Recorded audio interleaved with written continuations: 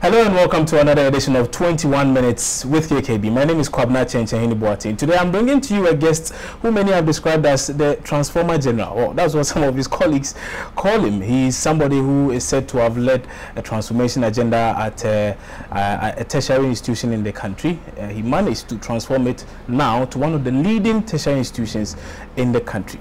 As to how that can translate into governance and to leadership, well, we'll find out after this break. Stay with us.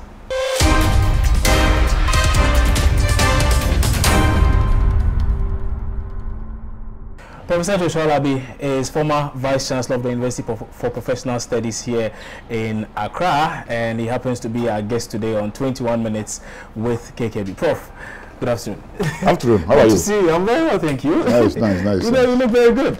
Yeah, I'm always good. And you have a very fantastic place here. We need to commend you on that. Very nice place. Of course, yes. I like quality. That's why if you move to UPSA now, you see quality buildings. Yes. I love quality. We'll be coming to UPSA, of course, and lots of transformation as people talk about what you... So they call it what, Transformer General?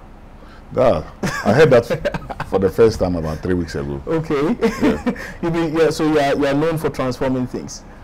Well, I was given a state asset and I transformed that place. And I transformed the place very, very well. And I believe that's why some people call me Transformer General. Okay. So we'll be delving some more into issues at the UPSA, or formerly IPS, now UPSA, one of the leading institutions in the country currently. But some say you're the Transformer General, but you didn't seem to have transformed a lot of things at SSNIT when you went there. Why?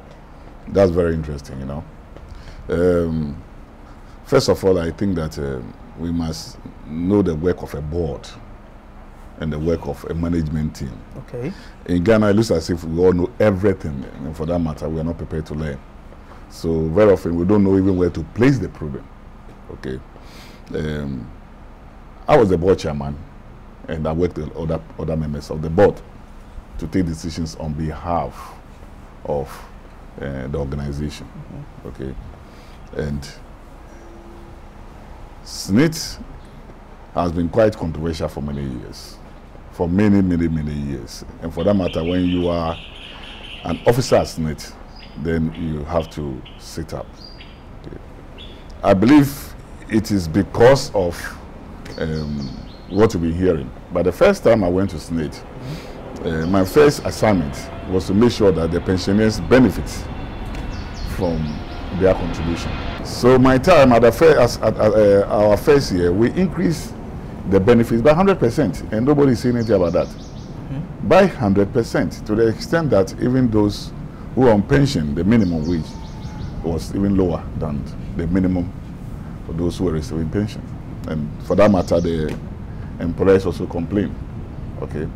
Before we take decisions as SSNIT board, we have different categories of organizations representing their organization as SSNIT. The government, yes, myself, the Director General for Management, Ghana Employers Association, they have 2 reps. The trade union have about 5 representatives who are supposed to also argue in favor of the workers. The Pensioners Association have their president there, not have a rep there. So you see the composition of the SSNIT board. Okay. So like I said, my first year we increased it by 100%. And we decided to go into state organizations that were not producing any dividend to SSNIT. Okay. Right. So that was the beginning of the reorganization. And reorganization of our institution is not a one-year affair. Okay. So it's also okay for another board to come to continue. But in Ghana, what we see is that once a new government comes, the old members, in bracket, either corrupt or thieves, and the new ones are angels. And we have to wait until the new ones also leave before we tag them as corrupt or thieves. You see, and I think it is not good enough for all of us. But you say this in a way to suggest, though, that there was nothing wrong in spending millions of dollars to procure a malfunctioning software. So it appears to be. You see, again, that contract was not awarded by my board. That is one. Okay. I see nothing wrong with that particular contract. The contract that was signed? Yes. Because it was meant for something. So nobody has said it was wrong. Okay. Right? Okay. Now what happened during my time was quite very simple. Okay. And I've said this over and over. The management decided to do some modifications and alterations to the contract. So they packaged everything and took it to the right place, and that is the procurement authority, not the board. Legally, not the board. So what they did at procurement authority is to seek approval for what they packaged. How much was that at the time? Well, I can't tell the figure now. Okay. But it was some, about, I think at that time, about some $10 million something dollars or something, I've forgotten. So what they repackaged and what was approved by the procurement authority, they brought the figure. They kept it into their budget. And the board, as usual, we approve budget. We are not technically good enough to argue over what the procurement authority did. Because that is their job. Yeah. But the board came in, when they went beyond the approved figure. And that was where we queried them. And are we wrong to have queried them? So that is what we did. So you queried the Director General at the time? The management, yes. The management, led by the Director General. Of course. So you queried him for what? For overspending before, at least they should have told the board before overspending. So they overspent by how much? Well, I can't give the figures now because we never thought we'd be discussing this, no? Okay. But they were overspent, and that is exactly what we have in the UCO report. They overspent, and we queried them, and we told them that next time, before you go beyond the budget, make sure you seek the board's approval. I think that is what the board beyond the query, what more did you do? Then we asked for audit. Okay. Into the whole project. You commissioned an audit? No, we asked for audit. But mind you, the date was around 24th November 2016. Okay. That was some few months to elections. Okay. So December 7th we lost the election. And when you lose election, then you should be preparing, winding everything to hand over. But for the next board to continue. So did you include this in your handing over? Everything is in the minutes. Everything is in the minutes. And I believe that is why they also commissioned the value for audit money. Okay. So it's always good when a government leaves or a board leaves. The next board should read all documents and continue. If it is not good, you stop it. You follow? Yeah. So my board did nothing wrong by asking for audit around 24th November, right? And winding up to hand over to the new board to continue. So if there's any delay in that, then we should put it at the doorstep of the current board. That is all. The report by the PricewaterhouseCoopers says, among other things, that the board didn't do much to get the management to do the right things as far as it's concerned. The board appeared lax as far as dealing with the situation. And that is the problem.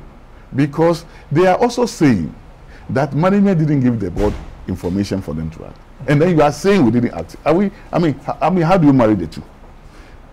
The board works based on information, because the board chairman is not an executive chairman who sits there every day. So the board takes decisions based on information. And you are saying, not me, they are saying that from their investigation, the board was not given adequate information.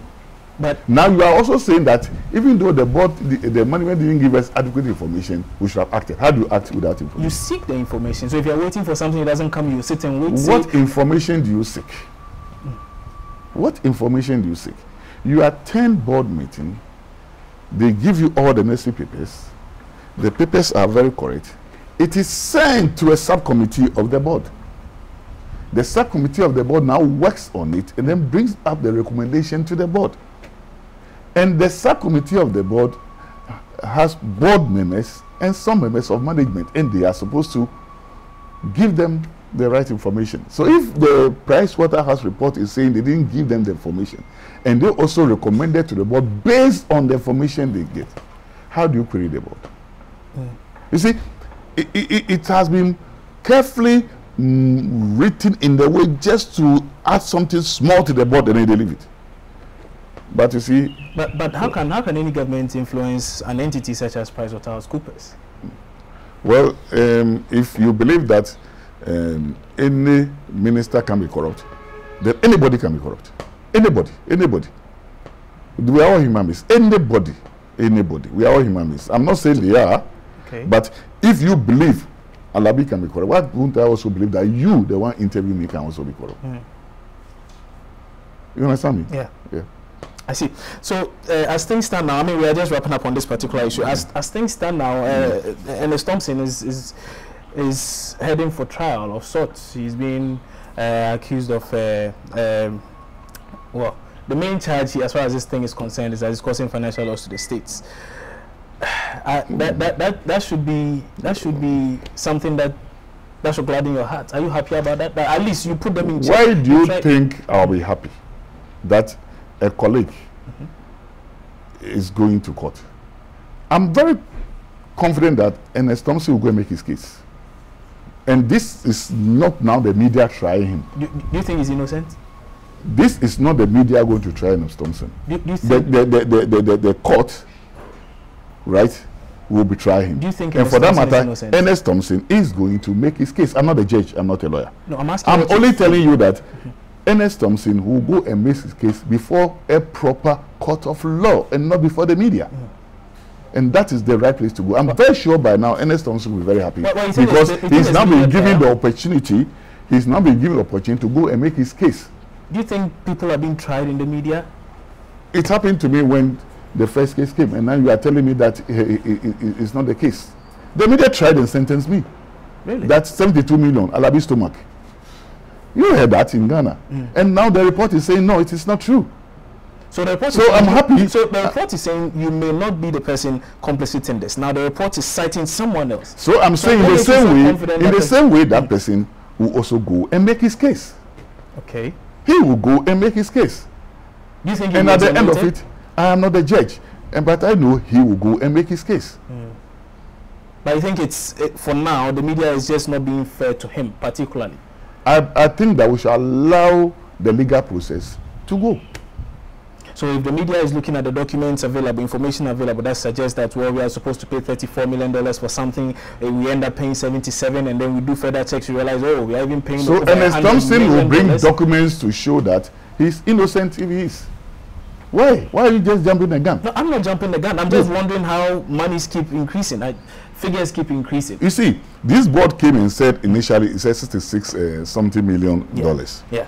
And people were saying that Alabi's board should have terminated the contract. I believe you heard that one. Yes, I did. Now at a point they said 72. Now I'm hearing 140 something. Why are they not also terminating the contract? Have you bothered to ask them, or because they're in power? Perhaps because they are investigating these issues. Oh my brother, they are presiding of an increase from 66 to 72, 72 to 147, and you are telling me that you are allowing them to go free? We don't know whether it will even get to 200, and you are allowing them as the media because they're in government. That is not fair. Hold them accountable too. Like you said, I could have terminated the contract. Why are you not telling them also to terminate the contract? So after spending so much money on this, we terminate it? So after spending so much, up to about 60-something million, Alabi should have terminated it. At least it would have saved us some additional 60 or 70 million. At least if they terminate at the 66, it would have saved us the difference now. Yes. So that's what I'm saying.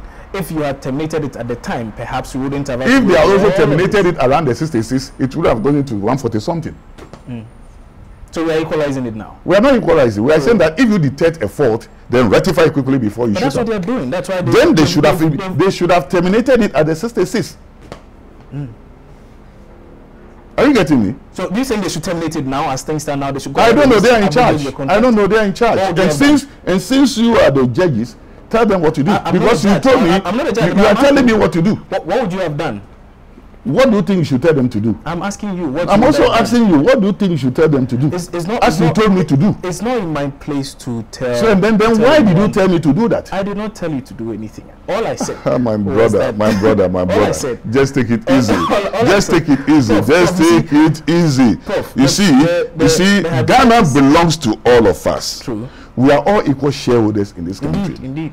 If you decide to present somebody as corrupt and bad, but at the same time you try to protect somebody, know that this country is for all of us. And if it goes bad, it is not only me or somebody who loves me who will suffer, all of us. Yeah. The question I'm asking now is that, had you been the board chairman of SSNIT now? I am not the board chairman of SSNIT now. So given the report... I am not in the chair now. Given the report currently on the table, what would you have done? I am not the chairman now. Okay. The chairman has decided to announce to the whole world the findings of the, what do you call it? So the chairman now should do his work. But the way and manner that you handle us, I'm expecting you also, so that we will be handling state resources judiciously. Right. Okay, so sorry, we didn't really plan on going into this issue, but they just had to, because of the nature of it, we had to. We're enjoying it. We're enjoying it. We're enjoying it. You know, but we're enjoying it. you know, it's a delicate issue, and sometimes when some of these things come up, we need to find a way to deal with them. But Prof, one very interesting thing that a lot of people are saying is that you have, after leaving politics for a while, well, I wouldn't say you left, but at least you moved to academia. You are returning to politics, and this time around you say you want to be president of Ghana. Of course, you are starting with the mantle of leadership from your party. Why?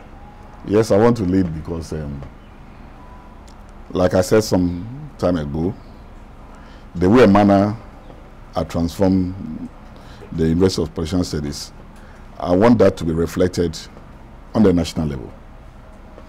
And I've said that I want to make Ghana the Swiss of Africa. And by Swiss of Africa, what I mean is that I want to make Ghana a peaceful country. I want to make Ghana a progressive country. I want to make Ghana a country where Africans can feel free and have the confidence to invest, thereby making Ghana the money hub of Africa, like Switzerland is the money hub of the world. Now, if you're able to make Ghana the money hub of Africa, it means that we have more resources to invest. And if we have more resources to invest, then the issue of job creation comes in. Some people misunderstood me to think that if I want to make Ghana the Swiss of Africa, then I'm going to every village to build skyscrapers. It's unfortunate the way we think sometimes in our country. It's really very unfortunate. I'm going to set the basic foundation, like I said, the progressive Ghana, peaceful Ghana, and prosperous Ghana. Prof, we've had, particularly, I mean, let me just make reference to the current government. Of course, they've made promises and they have put in place mechanisms which many believe are key to the development of the nation. Of course, are likely to push Ghana to the very same vision you see Ghana attain in a few years' time. So why don't you just allow them to do this? My brother, have you seen the factories, the one district, one factory? Have you seen the factories? They said they will make Ghana, they will give us one district, one factory. Have you seen the factories? We are almost ending the second year. We have a 4-year. Wait. Yes, 4 years. And we are almost ending the second year. Have you seen the factories? One village, you have not seen. Good. So you do go around and check. Have you seen the one village, one dam? Have you seen them? You see, so sometimes we should not, you see, what we do is that we, instead of first to push the government in power to perform, we rather go to the opposition to really audit what they say. You follow? They have promised you. Are they fulfilling the promises? And for that matter, can they take us there? And you are saying that if they are left with 2 more years. 2 more years to do what? You as a Ghanaian, you say, I go best for then. If you're not good. Have you even seen signs of that? But this is what you are saying. Okay. And I'm saying that when I took over UPSA, I told the students that I'm going to build a first-class university. I told the students. And the students were laughing. I mean, they felt, looking at the UPSA campus, there's no way we could do that. I remember, it was a very sandy place. Yes. I also told the students that we are going to build a university. If you don't take care, when you get to the gate, you remove your shoes. I said it before you enter. I mean, that is the but I mean, if you look at the campus, it looks like that. You follow? And this is what Alabi said, and this is what Alabi did. And Alabi, as the vice chancellor of UPSA, was not a council chairman. The vice chancellor is the chief executive, so he's in the driving seat. I'm not asking to be voted for as the chairman of the Council of State. I'm asking to be voted for as the chief executive of this country, where I'll be in the driving seat to implement the vision that I have. So you think Ekufuor is not doing such a good job? I'm saying that he gave us a lot of promises, and I'm not seeing them. And for that matter, I don't see how he can take us there. So give me the mantle, and I will move Ghana to that level. The NDC gave us a lot of promises, particularly in your last administration. You promised what, 200 senior high schools? You built what, 12, 20, 40? How many? My brother, yes. Alabi is asking you to give him the mandate, and he's telling you that he has a record where he told the students that this is what we're doing. and he's be able to do that. Are you, so are you this time, yourself from the record? Wait. You asked me a question. Yes. I'm not going to compare John Mahama to anything here. That is not what I do. No, because I'm going to. You have asked me to talk about myself. Exactly. So let me talk about myself. Prof, one second. You see, you made a point about the NPP making promises and not delivering on those promises. Based on that, I'm saying the NDC made several promises similar to what we've heard. The people didn't accept what he did, so they voted us out. Okay, so if wait. The people believe that we didn't deliver. That's what the people believe. Why did they vote us out? If they believe that we're doing very well. Do you think John Mahama delivered? Look, for me, he did his best. For me, right? So but we have to go to the people to tell us whether collectively we have done well. So if you are saying John Mahama did his best, why then do you want to be the one to run the show? The problem with the NDC at the time was that I'll just tell you the story that I told some people, and then I'll link it to what happened to the NDC. When I was going to stand as a member of parliament, okay, my people told me exactly what they needed in my constituency. They need the town roads to be tarred. They need public places of convenience. They need some bridges across the river. Luckily, I was able to maneuver, and we got all that. Okay. So 4 years I went, and I told them, my people, you asked for this, I did. They clap for me. You asked for this, I did. They clap for me. You asked for this, I did. They clap for me. So because I was very confident, then I asked for any question because I've delivered. Then one raised his hands. Then he said, "Yes, Yebisawe, why? Yebisawe, so why?" Then anytime he said Yebisawe, they clap for me. So I felt that the question was going to be full of praises. Then at the end he said, "Now, Master, MP, say toilet there, Edidi and Sana alcohol." So you see, they shifted the goalposts from what they wanted. Okay? Now, we did a lot of things. And then we went to tell them what we have done. And we thought that based on that, they vote for us. We should have told them, yes, we did 1, 2, 3, but we are going to do this next. And that gap, the MP filled that gap by telling them that one village, one dam. One district, one factory. Even though some of them never believed it could happen, that was a message of hope. Unfortunately, it's not happening. But they gave a message. I'm not saying that we should go and lie, but I'm going to come out with practical things. So the NDC didn't have the right message in 2016? Yeah, our message was not quite okay. Well, what do you think is the need of today's Ghanaian? So I'm saying that I'm going to make Ghana a peaceful... No, I'm asking what you have asked the question. Don't make me answer it your way. Okay. Let me answer it my way. That's fine. Yeah. I'm going to make Ghana a peaceful country. We are not very peaceful now. We are not enjoying peace. No, my brother, you know. We are not? When policemen can be killed, we are not. Be very careful. You don't feel safe? No, my brother. If I feel safe because I have security men in my house, that does not mean my grandmother in my village feels safe. Please, let's be very fair to ourselves. I'm going to make Ghana a progressive country, and I'm going to make Ghana what do you call it? The Swiss of Africa. And by the Swiss of Africa, I'm going to attract investment into the country by making Ghana the money. Is Ghana the money hub of Africa? I'm saying I'm going to make Ghana the money hub of Africa. How do you intend doing that? That's what I'm telling you.